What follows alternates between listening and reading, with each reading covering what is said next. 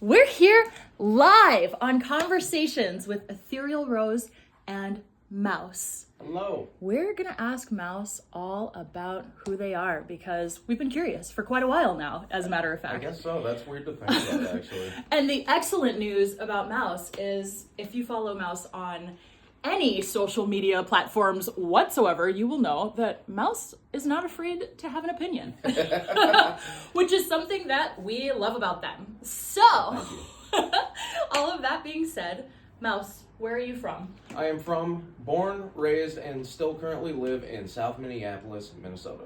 Okay, perfect. And so, what made you into the artist that you are today? That is a very twisted question. Yeah. You know, like there is a lot of weight to that question. Who inspired you? Who initially inspired you, and what brought you to become the artist that you are today? The earliest example, like I was born into a very musical family. Okay. All the men in my family have autism. We are all like sound focused. Really? Like 100% sound focused. You'd never know if you looked at their life, but knowing what I know now, like diagnosed, like what's the word? Prescribed for autism, like it makes total sense if you go back.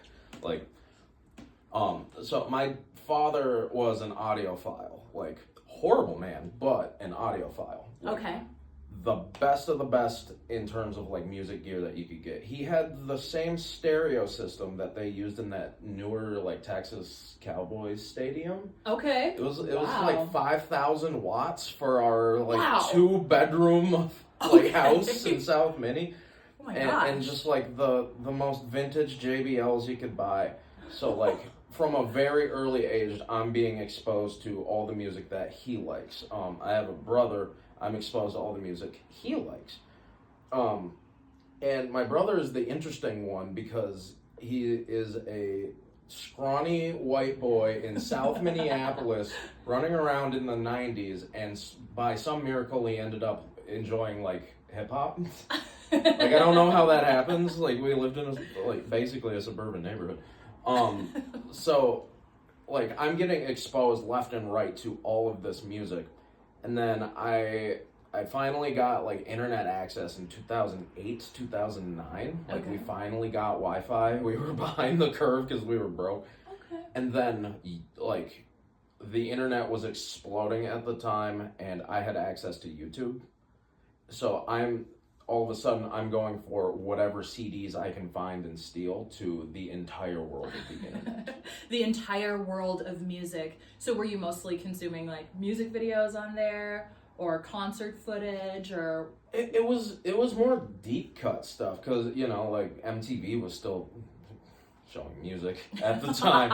Like Such a crazy thing that music television no longer shows music. Yeah, it's mostly what is like, happening? What, Teen Mom or something? Why? Like, yeah, I know. I'm like, trashy reality television. Yeah, seems like a great substitute to all-day music videos, right? Yeah, 100%. Just trade one for the other. But it was mostly like super deep cut stuff. Like, wait, how do I describe that? Like, I was. So were you listening to like underground music at that time? Kinda. Or were you listening to like? I was listening to like chiptune and like. Really? Yeah, because like electronic music. Okay, was, like, so you went straight for electronica. Yeah, Like yeah. the second you discovered online music, you went straight into electronica. Yeah, 100%. What is the hip hop to electronica pipeline journey like? It's actually not that far off. How did you do it? It's because like the most legendary drum machine of all time, the 808 for hip hop. Like 808s are all over electronic music. Yes. It's not just hip hop. Like I went from listening to 3-6 Mafia to like hard chiptune, like hardcore.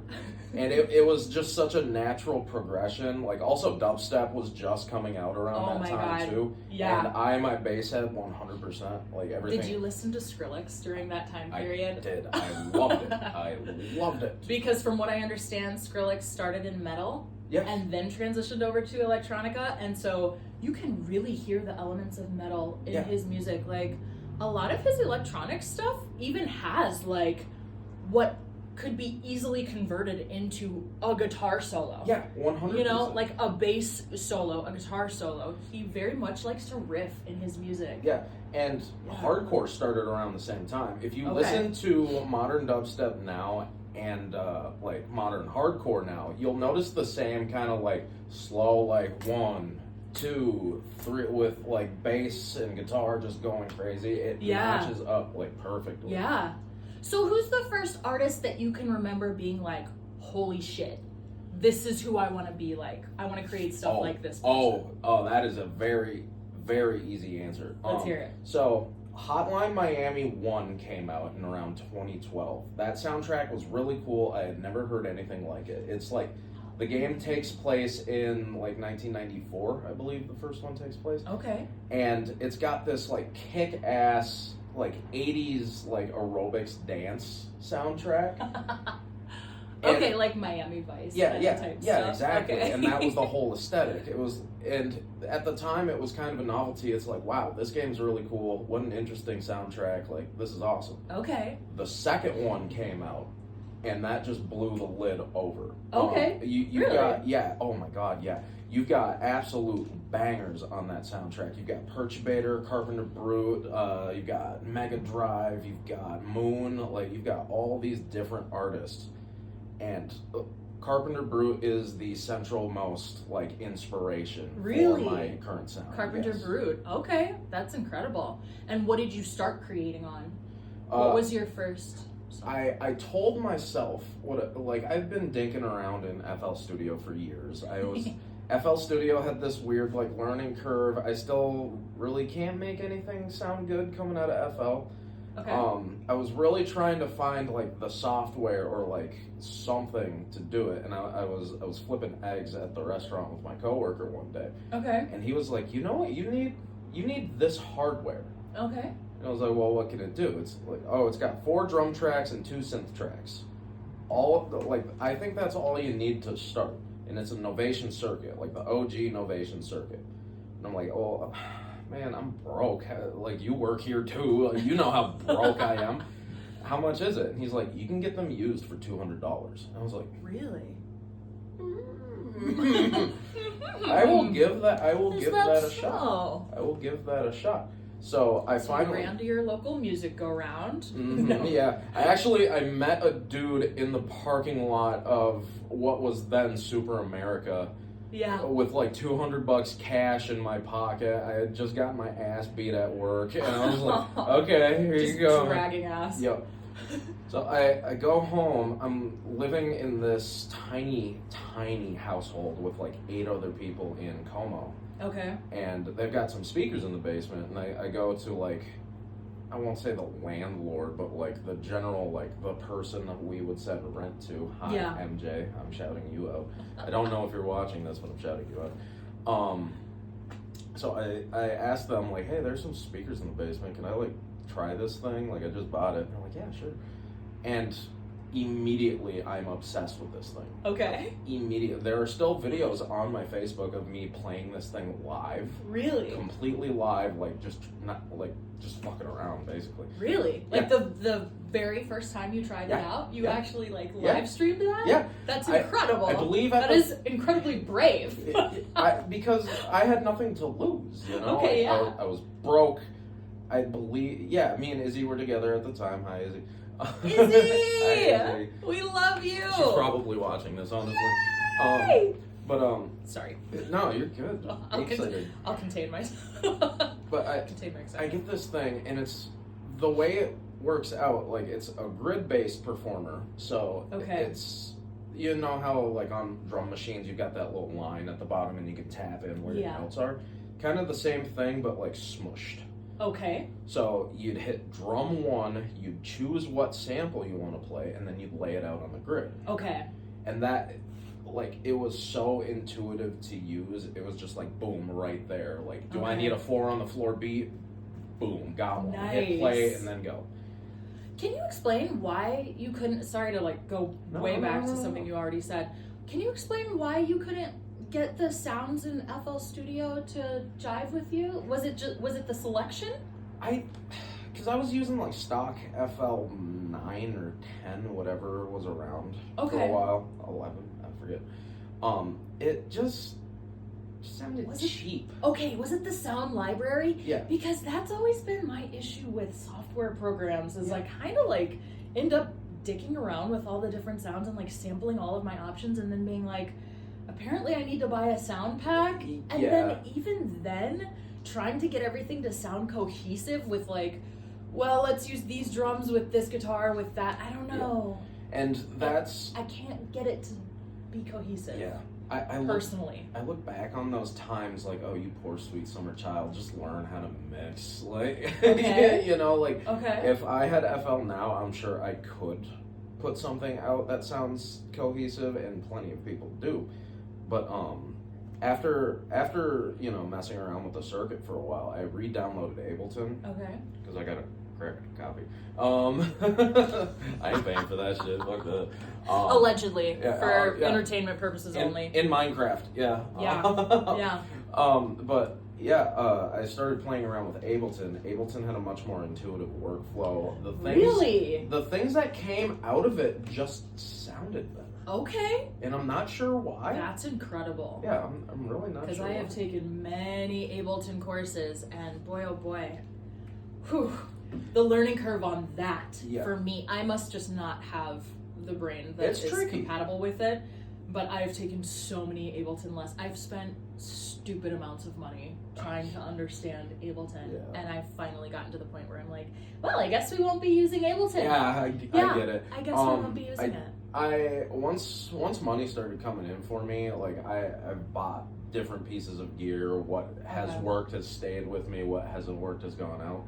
The push came to me, and it was very good. The Ableton Push 1. Oh my gosh. I wanted to... Oh, yes. It's very good, but the workflow didn't jive with me. Okay. That's why I just went back to the Novation circuit over and over and over again. And that was what you found the most flow with? It started to flow for you? Yes. Okay, and then, so what was your first release? Like, what body of work did you release first? So, I was talking around with my friends, and I was like, well, what can I do? Like, I want to play live. Okay. I don't know if I'd be a good performer. I want to play live. Like, I'm posting, like, acid jams and stuff, like, on SoundCloud, I think, like, ancient SoundCloud footage. And then one guy just messaged me out of nowhere. He's like, hey, I'm friends with your coworker. He says you're, like, a synthesizer player? And I was like, yeah, I do crazy stuff. Do you want to listen? And he was like, holy shit, I think I have a perfect stage for you. Really? Yeah. It must have been like, when was this? What's the month before April?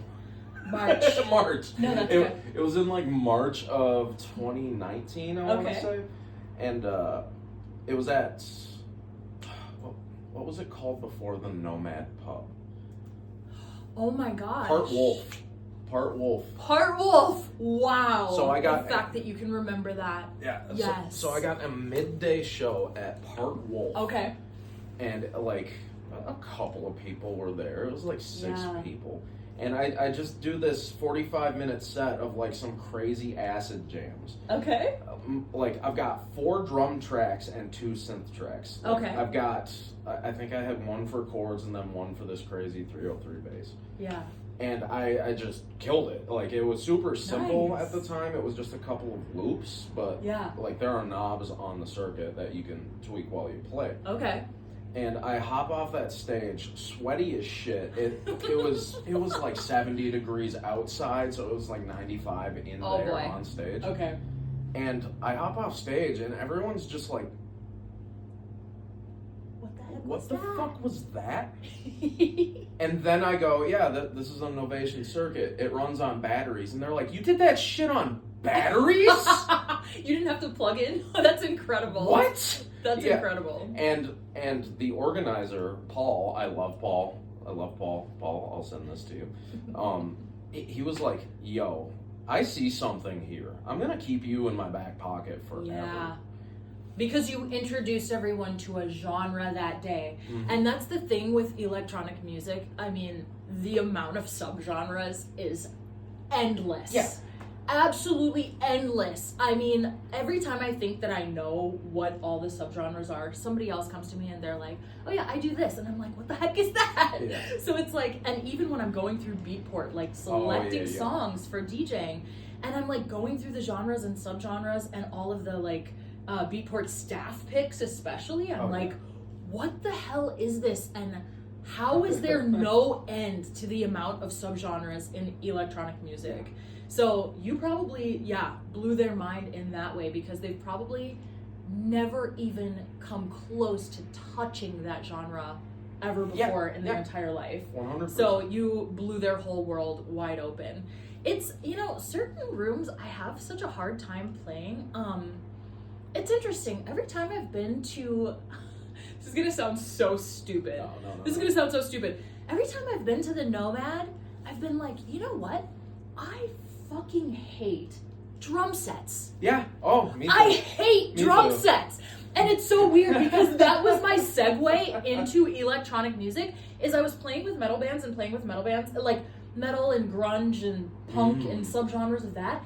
And every time I was like standing in front of a drum set, singing into a microphone, and the crash is just like, boom, and don't get me wrong, I have all of the like expensive earplugs that they're musician earplugs that they only let in the lower range sounds, and they take the clingy treble out of everything and make it so that you can still hear your own voice while you're singing X, Y, and Z. And I've done the inner monitors and all of that shit, and I'm just like, I fucking hate the sound of drum sets. I hate them. I hate it. All of that gear you just mentioned, they are made for like big stage performers where the drum set is back 25 feet behind you back and there, mic'd please. up. Behind the curtain. Like, and even, I went and saw one of my personal idols, Ghostmane, play at the Fine Line. Sorry, I didn't mean to like, nothing against the Nomad, by the way. It's just a very like bare space as far as like the actual textiles that are used in the space, and so anything that hits the wall is like hitting your ear. It's like bam, bam. The acoustics of that room, it's like, if you didn't bring earplugs, you're just gonna suffer. You're done for. You're just gonna suffer. It's also closed, so you don't feel bad about it. Oh, did they close? Yeah, okay, they that's close. right. That's right. Okay, sorry. I'm trying to like.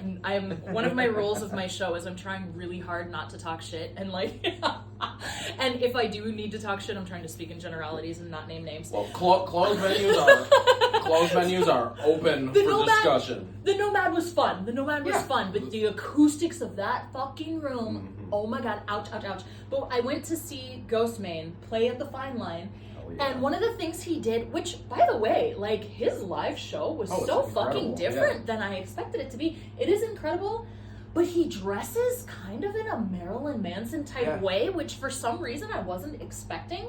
I don't know why I did not have that on my bingo card, my Ghostmane bingo card. Yeah, he kind of like drifted into that as time went on. He was fully fucking dripped out in goth gear, head to toe, like full face of makeup. I was just like, oh, okay, we're going all the way there. I mean, I've always like perceived him as a gangster rapper for whatever reason. Like, I guess that's just his sound. But he put his drummer and the drum set and all of his instrumentalists behind an enormous velvet curtain. So you're getting like, don't get me wrong. Yeah, they're linked, they're being run through the soundboard, and they're being placed out into the speakers in a way that is like perfectly balanced, and it's not just like crash cymbal. You know what I mean? Like, he softened his sound so that his vocal could be at the forefront of the performance. And I appreciated that so much. And I was like, you know who else? Maynard. Like, Maynard's another one who will like, put things behind curtains and actually like soften the sounds that don't need to be right in your face. And I appreciate people like, I'm sure you, especially as an AV person, like, especially someone who's like putting together this total picture and like controlling every separate little element. Like, you're painting a total picture, and you don't want one thing just like dominating the entire performance. It's all about vibes, people. It's all about vibes. All about vibes. You should be able to know what a show is about by walking in the front goddamn door. Okay. Okay. That's what a show should be about. I have to ask you, what do you want people to feel when they experience your music live? So this is actually, this was burning in the back of my brain, actually. This is the perfect time to discuss this. I actually have so many pseudonyms for my different music projects. So the first one and most popular one, weirdly enough, I don't know why people aren't coming out for my more original stuff. I am DJ Nuzumi. I do house, dub, funk, everything under the sun. If it's funny, even like I at the last Neon Night, I did like this huge joke Omni-Man fucking song, and that was great. Yeah. And then my dark heavy shit, I will call it cyberpunk, is Anthropomancer. It's a bit of a mouthful. Anthropomancer is by far my favorite set that I do. Like I put on like a trench coat with like a back patch on it. Like I've got videos to accompany stuff. Is that like a character? Yes. Is that a character for you? That is that I love that character. Oh, thank you. Yeah. Thank you. I can talk about them more in depth. Yeah. After my little spiel here. Also, I love the graphics that you make for that. Oh, thank you. Go ahead. I do my best. And then I've got Werkstatt, which is German for workstation. I've only done one set as that pseudonym, but I've got like an hour-long album I've been cooking. There just hasn't been a show appropriate for that alias. Okay. Do I do any other ones? Those are the three main ones, I think. Why have you chosen to separate your music into those different titles? Because they are such strong artistic pillars, I think. Okay. It would be really weird if the guy with glowing red LEDs on his face and a trench coat started spinning deep house. Okay. So, like, I like to separate these personas based on what they put out into the world. Okay. So, like, Nuzumi, now I wear the white suit and I've got glowing glasses that I wear. The Daft Punk thing is true, people. If you wear a mask or something like funny on your head, people will listen to you more. I'm sorry. It's just true. Like, it's so true. If it weren't true, people would stop doing it, but they keep doing it. Marshmallow, for example. Deadmau5, for example. Like, if you put something goofy on your head while you're performing music, it will work. And then, like...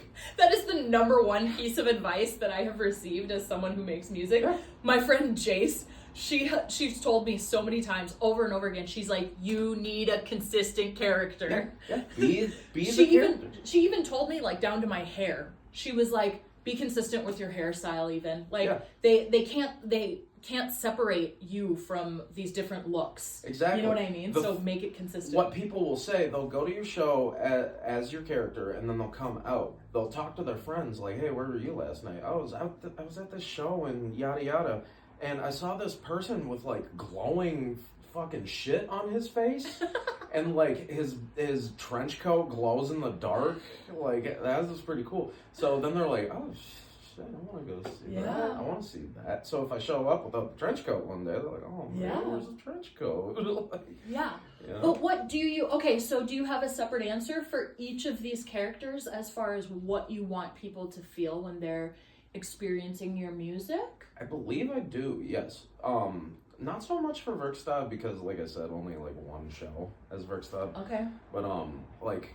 For DJ Nuzumi, that's just my general DJ name. You know, I want people to feel the usual, like, okay, there's music, I want to dance, stuff like that. Okay. I also want people to hear things that they might not hear, you know? Yeah. Like, the perfect example, I was doing a house show at Akeomecon last year. Okay. I was just, like, I was in the room, they were just doing a bartender thing, and I was just background music. Okay. As the night went on and people got more drunk, I was like, let's take some risks here. And I dropped hard UK dub on a bunch of weeaboos dressed as, like, cats and, like, anime girl bunny maids. And surprise! Yeah, surprise.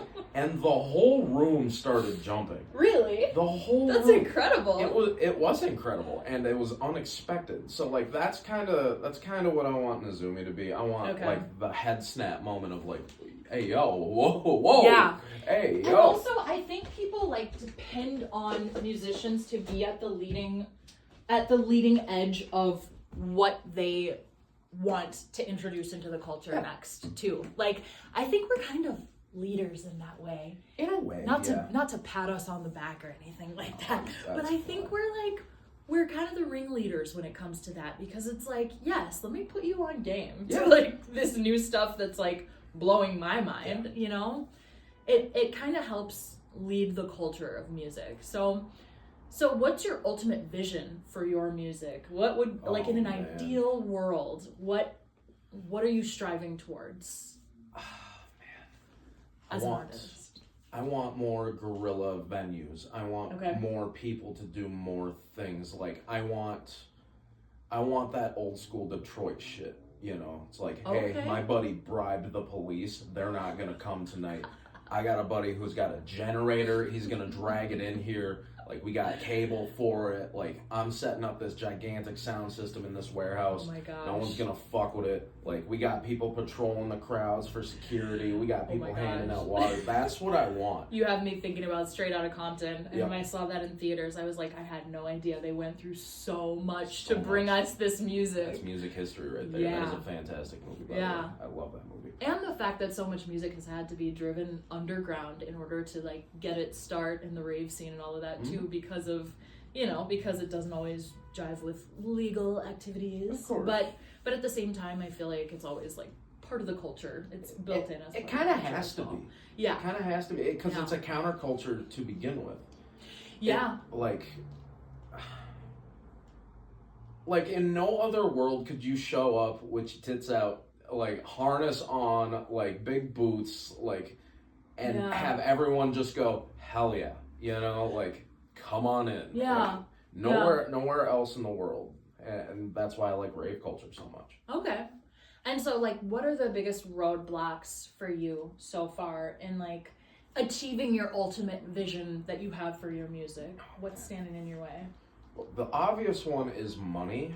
But I think it does go deeper than money in Minneapolis. Like, yeah, I could buy a bunch of speakers, I could buy a bunch of power, I could buy a bunch of lights and lasers, and I could pay people to come in and operate them and all of that stuff. But my biggest problem so far has been venues. Really? Yeah. It's like, sometimes, like, the sound person isn't nice and I'm fighting with them. Oh gosh. Yeah, that venue's still open. I can't talk about that one.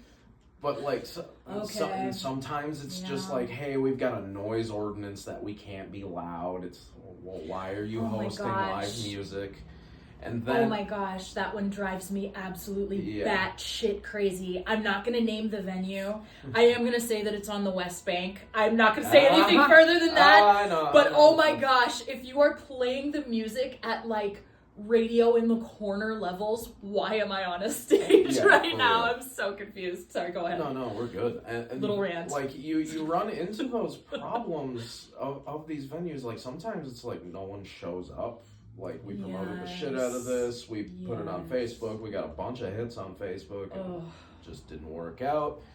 Whatever. Yeah. And sometimes it's like, I don't even know where I would play this kind of set. You know? Like, that doesn't track, which is one of the reasons we started Neon Night, so everyone could get their fair due. Yeah. And you know what? That's another thing, too, is like creating the spaces that don't exist yet in the in the Minnesota music scene, because it's interesting. Like, a lot of the local radio stations, I mean, even them, they're not quite crossing over into electronica yet. And it's so strange trying to build a scene that doesn't yet exist.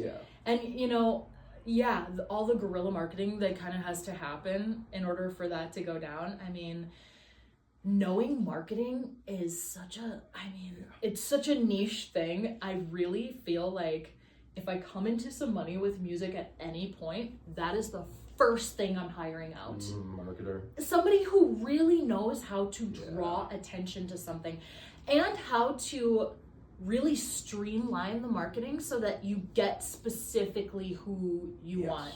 So, like, what are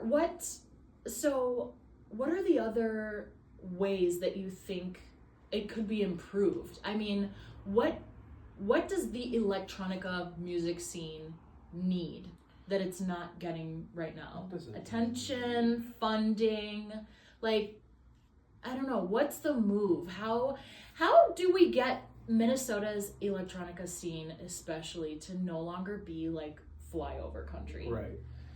That's a very good question. My approach to it, my like brain off, not thinking about it approach to it, is to just bring people more.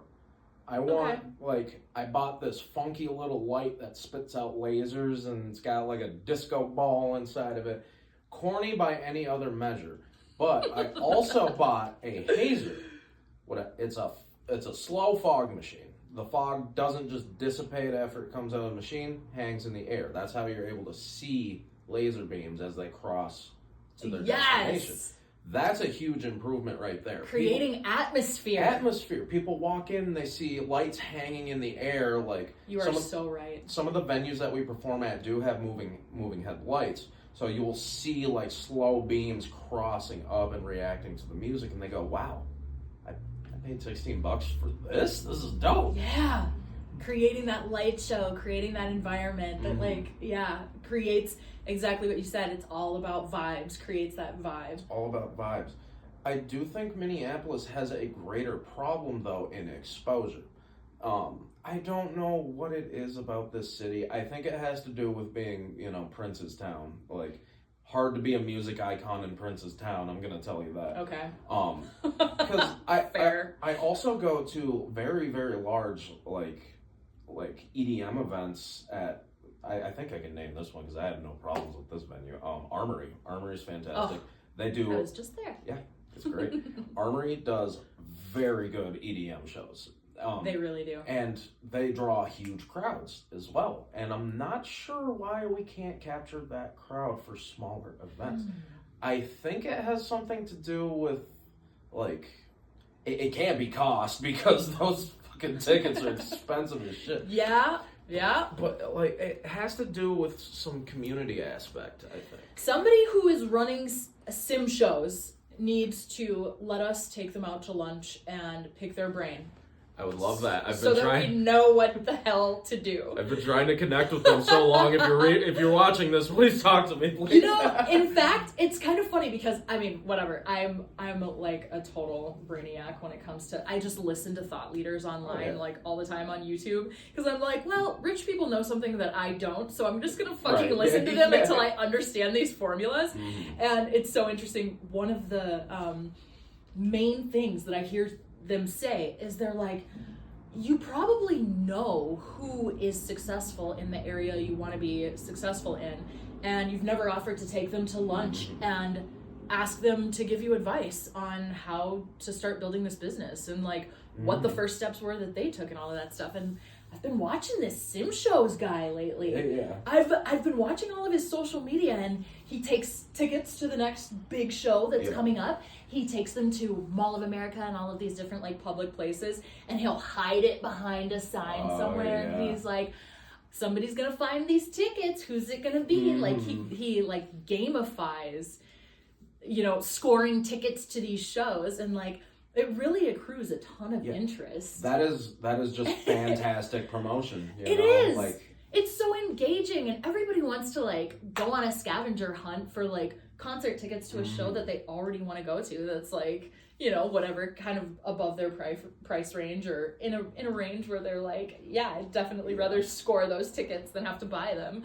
So it's like, I don't know, I'm kind of watching some of his strategies, and I know that Sim Shows is also working with North Loop Studios to host all of their afters. And like the tickets to the afters are like in the $35 range. Like, it's doable, you know what I mean? And so it's like, when you leave that concert, because everybody's had that experience where they're leaving a concert and they just don't want that fun to end. And you're just like, no, I just went to the most inspirational concert of my entire freaking life. There's no way that this is over. My heart is glowing. Like, there's adrenaline coursing through my veins. I need that afters. Let's go. And the afters is the perfect place for lesser known local musicians to hop up there and do their thing. Whether it be musicians or DJs. Yes. So, I've been hard focusing on DJing, mostly because it's easier to accrue a crowd. Okay. Like, my crowd for the Anthropomancer set usually goes nutty, but it takes a minute to get them there. You know, like, I couldn't drag, like, I've got so much gear for that set. Like, I've got a gigantic rifle case with all my synthesizers. It looks heavy, too. It's fucking heavy. It's like 70 pounds. Yeah. So, like, having to drag that out to a show where, like, let's say Subtronics, for example. Like, if Subtronics were to come here and I got booked to do the afters for an Anthropomancer set, that crowd's leaving. Like, I can't. I would not be able to pull that out anywhere else but Neon Night for right now. At least I don't think so. Okay. But if I were DJing, I think I could do it. I think you're underestimating Anthropomancer. I do.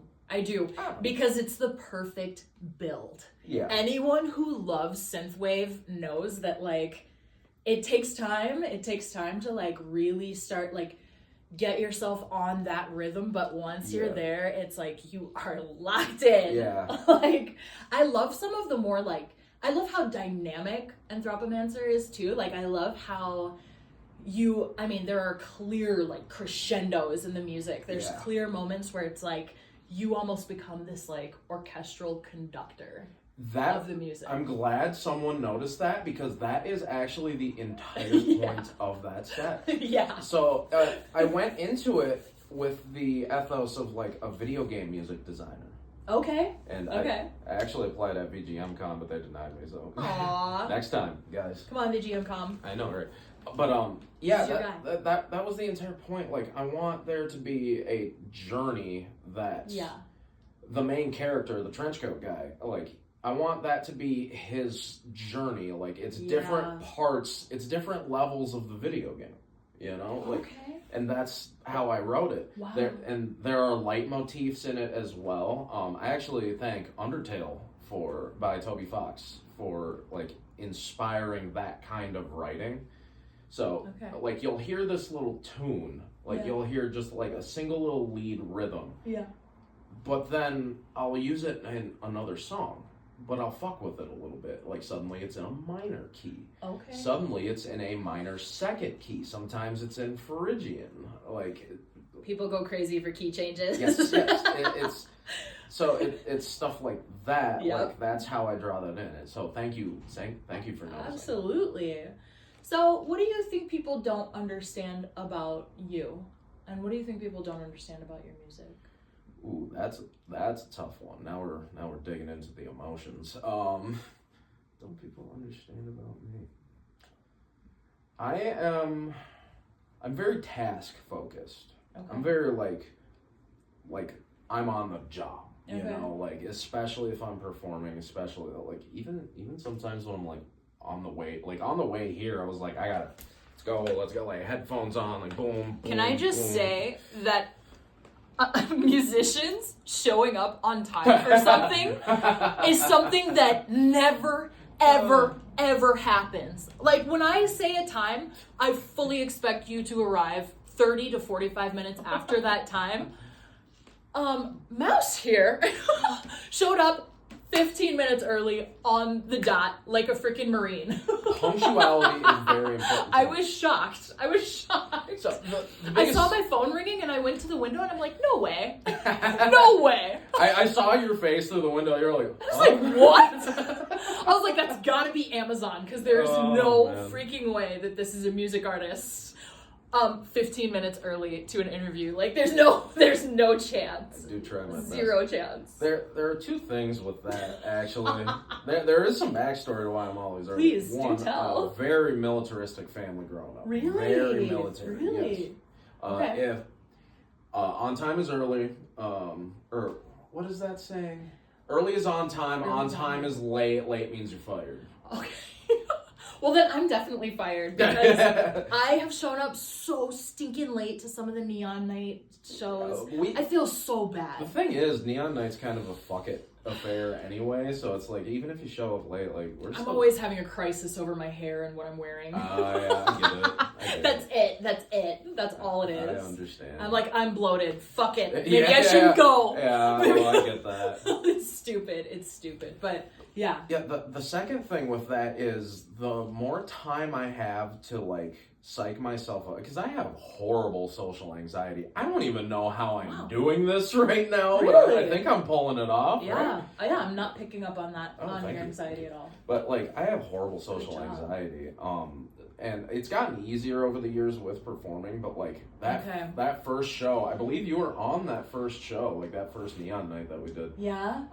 That was like 2 years ago. Okay, yes, I know exactly what you're talking about. You were the opener. That show, I was like sitting in the green room, like, oh no. Shit, yeah. I also have stage fright, but mine is I call it first note stage fright. Oh, yeah. I play the first note and it's boom, we're cruising. Yep, you're into that persona but now, you're doing it. Every freaking second leading up to like the first note is like, Yep. What if they don't get it? Yeah. What if I get booed off the stage? Like, yeah. Which thankfully we have great audiences. We like so much even if there are technical issues, people are still clapping. Oh yeah. Oh man. Thank you. And you know what? Crowd. The thing to remember when you're in any crowd in like any Minnesota venue, I'm sorry, but like 50% of the people in the room are also artists. Yeah, exactly. like if there's one thing I've learned networking in this city, you are in the same room as other musicians everywhere you go, no matter what. I mean, the long winters of Minnesota have created so many artists here. Yes. That is a huge part of why I even put together this show, is because there are so many just unknown names here that absolutely deserve to be known. Yes. And I'm so sick of Minnesota being flyover country. This place is incredible as far as the artistry that is available here in every genre. It's a shame that more people aren't aware of the local artists here. It does not matter what day you are here. Monday through Friday, Saturday, Sunday. It does not matter the month you are here. It does not matter the weather. There is always an artist playing within a mile of you. Yeah. No matter what. True. It doesn't it doesn't matter. Everyone here is an artist. I wish there were less singer-songwriter artists in the Twin Cities, actually. Okay. I want more interesting shit. Okay. Like, yeah, you sound good. You're not feeling the acoustic stuff, or what's up? No, I love acoustic stuff. Yeah. The thing is, there are 7 million people who also play acoustic guitar with their wife on stage. Okay. Like, I've seen it a million times. We live in 2025. There are more synthesizers, there are more drum machines, there are more looper pedals, there are more crazy effects than you could ever Oh my gosh. I want to see some interesting shit. Okay, speaking of like husband-wife duos, have you heard of the I personally was just introduced to them myself. I can't even take credit for this. Have you heard of the husband and wife duo Buried Alive, spelled like berries? I have not. Berried. I think I've seen the name floating around, but I don't think I've seen that. Okay, like fasten your seatbelt, because go on YouTube and fuck with Buried Alive. I said I wasn't going to take my phone out, but I got to take my phone out. I am shocked. I mean, and you can hear that this man, that both of them, you can hear that this couple was clearly influenced by video game music. I mean, if you're into chiptune, dope, if you're into chiptune, you're gonna go crazy over this stuff. I have seen this guy. Yeah, he does Instagram reels. The music is so intricate and it's insane. Okay, so I have to ask you this, because I had no idea that you came from like a really structured militant background. So does that affect your process at all? 100%. Okay, so in a bad way or in a good way? Because bit of both. It took a long time to move past all that like harshness, and I'm still like, my self-esteem is negative at this point. I do not have good self-esteem as a rule. So that does affect my process and my perfection. Okay. I'm like, I'm sending this out to a bunch of people. Is this ready? I don't think it is, Mauss. Like, you need to double down and pack on it. And that's everything. Like, when I was leaving the house, I was like, all right, it's 12:30 on the dot. I grab my keys. 12:34, I leave. See, I'll exit the door. If shit's wiggity down that way of the street, I will cross the street. I have to go that way. That's Marine Corps, baby. The perfectionism will absolutely strangle you to death. Yes. And you know that, don't you? And also I come from military background, unfortunately, as well. My dad was military police, and then he was a general, and now he's in prison. So war crimes, baby. Yeah. So who the fuck is laughing now? But and then the wicked step witch, who shan't be named, was a mechanical engineer for U.S. Army Corps of Engineers. So. Military. You get it. It was just hammered into me, and my nature, and I don't know if you can relate to this, but my nature, I am 1000%. My soul came to this earth as a creative. Yes, 100%. Period. I mean, I've been staring at the clouds, dreaming, fantasizing. You know, I mean, I've been creating in dreamscapes for longer than I can freaking remember. Like. That is my true nature. That's who I've always been. My thinking is super abstract. I can't fit things into boxes. I don't do well with separating the genres even. I'm not good at separating my artistry at all. It's everything that's going on in here is a blend of literal just dreams upon dreams, like layered on top of each other, and truthfully, it's probably why I can't get it off the ground, is because I lack that structure. Yeah. And that's why I have to hire out those parts of the artistry, is like, please structure this for me. Yeah. But I mean... venues are kind of supposed to get you there too, you know? Like, you're supposed to roll in with what you got, and then the venue makes it work. Exactly. Like, we do our half, they do theirs with the marketing and all of that stuff. But it sucks that has to be such a roadblock. You know what I mean? Like, perfectionism at the end of the day. I heard in an interview that I was listening to one time, somebody said, and it struck me, they said, perfectionism is just insecurity. Yeah. Yep. And that fucked me up, but then it set me free. You know how they say the truth is gonna piss you off, but then it's gonna set you free? That was that moment for me. I was like, you know what? This is a cage of my own design. This is a prison of my own making. Like, I'm the only person who can set myself free from this. How are you trying to break out of that prison of perfectionism? So what I do is I give myself restraints. Okay. And what I mean by that, if we use that cage analogy, let's say I'm not trapped in the cage is there and I'm holding the key. Okay. What if I open the cage, still with the key in my hand, and close that door? I still have the key. I can leave that cage whenever I want. However, I am going to work within that cage. I do that all the time. And one of the reasons I do Dallas gear for Anthropomancer, it's because I have to work with the limitations of that gear. Okay. Like, the micro freak that I use on the side of it, fantastic instrument, thank you, Arturia. The micro freak that I use on the side can only play 4 notes in polyphonic mode. That's not a lot. 4 notes is not a lot. That's very limiting. So I've got 4 notes or I've got monophonic. Okay. Like, I can do some crazy shit with that, but like, I can't play those huge, like, blisteringly huge 80s chords like I like. Okay. All right, well, Novation Circuit should handle the chords then, because that can do up to 6. That can do up to 6 notes. I can do 6 notes. 6 notes will give me that effect. The bass station on the side, that can only do 1 note forever. I can technically get 2 out of it. I can only do 1 note though. Like, so I have to work with these limitations, and then from there, like, that's where the music writing comes in. So does the compartmentalization of this hardware does this task, that does that task, is that what's actually like driving everything forward? Is like giving yourself those parameters is actually like guiding the process more? I believe so, yes. Instead of your energy being scattered all over the place and you being like, okay, so what's next? Like, how do I build this soundscape out? Is that what you're doing with that strategy? Yeah, and like, I'm letting the limitations break the cage as opposed to me leaving the cage, you know? Interesting. Yeah, so... Interesting. What's a good example of this? So, one time on the Microfreak, I'll say this a little bit and then you can ask. No, go ahead. Sorry. No, we're good. So, like, let's say I sample a chord from the Microfreak. Like, I've got all 4 notes. Okay. All right, sounds good.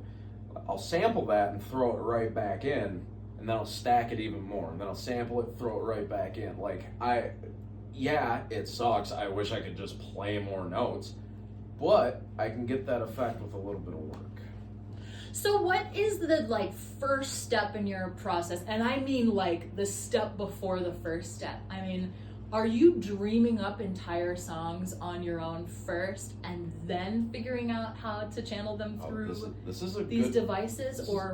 Yeah, this is a really good question, because, like, I never think of the music first. It's always an image. It's always like an image or an action or like a movie scene that I think of first. Like, I've got one of my harder hitting songs as Anthropomancer. It's like this 150, 160 BPM, just like wham, wham, wham, wham, and like the synths are going crazy. The reason I wrote that song is because I imagined this character with the trench coat. He's got a Sandeva stand from Cyberpunk. It lets you slow down time. Okay. So he's badass. Like, this dude's badass.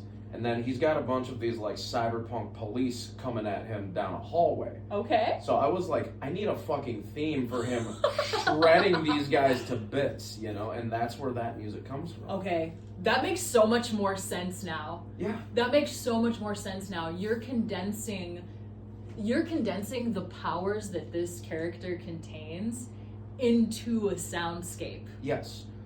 I love that. I love that. You know what? It's so interesting. So many musicians and artists that I meet are at their core primarily like storytellers. Yeah. And that's just so different from the process that I've always worked. And so it's fascinating getting to know what the first step in that process is. So you're dreaming up the character, and are you dreaming it up as like a POV? Like, are you inside of the character Anthropomancer while you're creating the soundscape for his theme song? Yes and no. Like, everything is from his perspective, you know, he's the main character. Yeah. When I finally released this album, which is going to be like 2 hours long, by the way. Oh, wow. Because, like, good job. As the sets were rolling in, I was like, fuck, I gotta make new music for this. That's quite the undertaking. Boom. Like, I wanted to include, like, a proper novel. Like, okay. I have written all this stuff down. Josh, who was on the show earlier, Color in Reverse? Yes, Color in Reverse, my boy. He was like, can you tell me, like, about this set? And I sent him, like, a fucking 4-page essay on the world and the characters and all of this shit. He was like, you didn't have to do that. But that's awesome that you have it. So, like, I want to put people in this world. I want them to see what's up here. And that's super difficult. And I think that's an autism thing. I really do. Like, that's awesome. Expressing myself and what's in my head has always been extremely difficult, and I want music to drive that. I have to say that the movie RoboCop is just playing in my head while you're speaking. Imagine RoboCop, but more violent and LEDs. More violent than RoboCop. Rave RoboCop. That's what this world is. It's rave RoboCop. Okay, so ultimate violence, because RoboCop, I mean, granted, the first time I saw it, I was way too young to be viewing anything of that nature. I'm like still mad about that because I'm like so traumatized by that movie. Remember when he shot that dude in the dick?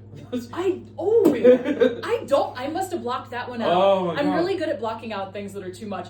But the part that I remember most clearly is the guy walking into the conference room with the gun arms and literally just that moment is like burned into my brain because nobody in that room stood a chance. Yeah. You can't scatter, you can't hide behind anything, you're doomed at that point. And like the feeling of doom that came with that scene is like permanently burned into my psyche, and I would like to erase that memory. Yeah, I love RoboCop though. but no, like the aesthetic of RoboCop and also just the like brutality of the characters. Yes. And the humanity that is stripped from the character that doesn't come full circle until the very like the total like the summary of the plot at the very end of the movie. It's just such brutality that those characters are existing under, and they did such a good job of actually like conveying that in the film. And so that's interesting that you see the scene first and then you convey it in the soundscape. I'm actually fascinated by your process. Oh, thank you. So does any of it come to you in dream time, or is this all like waking? Absolutely. Like, this is the stuff I think about as I'm trying to go to bed. Because, like, that's where the ideas come from. It's kind of the Freddie Mercury approach, who would keep a keyboard laying next to him as he fell asleep. Okay. It's kind of like that. Like, I didn't even know Freddie Mercury did that. That's awesome. Yeah. That's cool. That's what he would do. He would dream of like chord progressions and stuff, and he'd be like, "That's a good idea. I should write that down." Yep. I can't tell you how many voice memos I have like that. I wake up from a dream and I sing it into my voice memo right away. Yeah. Yep. I used to do that quite a bit too. Yeah. But yeah, like. And like at this point, it's like a multimedia project. The music is first and foremost because that's what I want to put out to people. Like, I've got a whole world. Like, I could tell you this whole story, like who the character is, who his friends are, what's going on in the world. Like, are you going to channel it into a different medium at any point and turn it into a series or animate it at any point? What are you thinking? I would love to get an animator on it. However, animators are like $200 an hour for their work. Oh, true. Okay. And you know, my dream is that it pops off one day. I get on the right stage at the right time.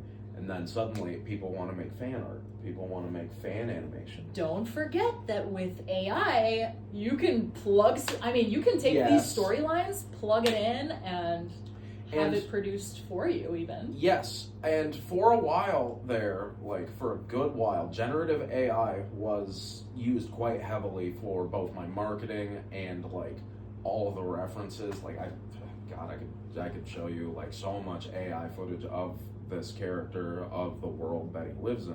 Okay. However, there's been this gigantic push against generative AI. Okay.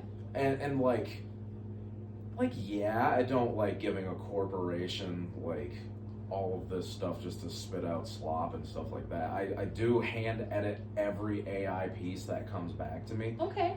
And like I want to pay regular real artists to like give me reference art for this character to like just some cool marketing shit. Like I want to see this dude like jumping over a barrier shooting a pistol, you know, like that's the cool shit. Yeah. Like I went through this stretch where I was like reaching out to all my artist friends like, hey, like name your price, like name your hourly rate, like you get this. I got ghosted by so many people. Really? I got ghosted by like 8 people in a row. Wow. I'm surprised people aren't jumping on freelance work like that. Right. And that's wild to me. And that surprised me, and that's what pushed me towards AI. It's like, I used to do visual art. I am by no means a good visual artist. I'm great with Photoshop, but I fucking pen and pencil, like I do it for fun. You know? Like I just throw up tags everywhere and shit. Yeah. That's all I do with it. Okay. So what are the next steps for you, like in your artistry? Oh man, next steps. What are you working on right now that you're really inspired about? Well, I've been like listening to dubstep quite a bit. Like I've been going throwback for it. Like it's just really like I just like having my head rattle with my headphones. Yeah. So like I wanted to dip my toe into that a little bit. Like I downloaded Vital again. That's a synthesizer, VST. And it knocks. Like I really want to try some of that production. As far as Anthropomancer goes, I haven't had a set for him since like September, I would say. So I haven't really been cooking on that. I've been focusing on the DJ stuff. I think the next thing for Anthropomancer is just more media.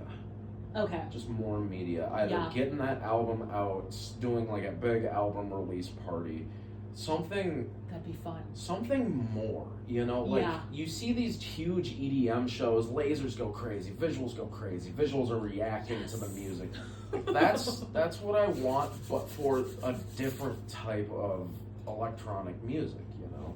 Yes. You know what? I feel like I should introduce you to Frank TC. Wait, do you already know Frank TC? No. Okay. I'm going to introduce you to Frank TC because they're building their own, like, I mean, they're hosting shows themselves. He's actually the one who put me on to the Hotel Minnesota show. Oh shit, yeah, that's right. Yeah, and those guys are like buying up, you know, new and improved equipment and like really creating beautiful shows in gorgeous rooms. I mean, they're creating atmosphere, you know what I mean? So it's like, yeah, I wonder if they could host your album release party. I mean, especially if you're releasing a 2-hour body of work. Yeah. You better freaking make a big deal out of that. Right. That should be a bigger deal than your freaking birthday, because seriously, so much goes into releasing that amount of content. So where do you want people to follow you online? Where is the best place to follow you for the best updates? So I've got 2 main socials. I don't have any like business accounts on Facebook or anything. I do have an Instagram, and that is @Mauss3rd, all one word, all lowercase. Okay. The second place you can follow me is DJ_Nuzumi. Wait, sorry. MAUSS, the third. Actually, it's MOUSETHETHIRD for the Instagram. Oh, sorry about that. No, we're good. MAUSS, that's just my actual legal name, so we're good. Oh, it is? Yeah, that's my legal God. middle name. So, my name before me and Izzy got married was Quentin Kyle Jones. Seriously? Yeah, I did not fuck with the name Kyle. I was like, oh, let's get that shit out. So when we got married, they were like, oh, you want to change your name? It's free. And I was like, oh yeah, let's go. You're kidding. You're No, kidding. That's no. amazing. Did you drop your middle name Yeah, entirely? Yeah, I fucking hated that name. Because That's it was a amazing. meme. It was a meme at the time too. It was like, all right, Kyle, go punch some drywall. Yes, you know? it is. Yes, it is. fucking Trevor Wallace does a great Kyle impersonation. Please watch. I'm sending it to you the second this is over. Fuck, Okay, tell us bro. where else we're supposed to be following you. Nuzumi, you were mentioning? DJ_Nuzumi at Instagram. That is specifically for my DJ sets. I am an all over the place, like, how would I describe it? I mix oil and water when I DJ. I do everything. It all depends on who books me and where I'm performing at. I do hip hop, I do dub, I do trap, I do EDM. Doesn't matter. Follow me there for specific events. Where else can you follow me? You can hit up Anthropomancer's Bandcamp. That is ANTHROPOMANCER.bandcamp.com. I've got a couple of EPs released of live sets that I've done, and Are there any shows coming up right now?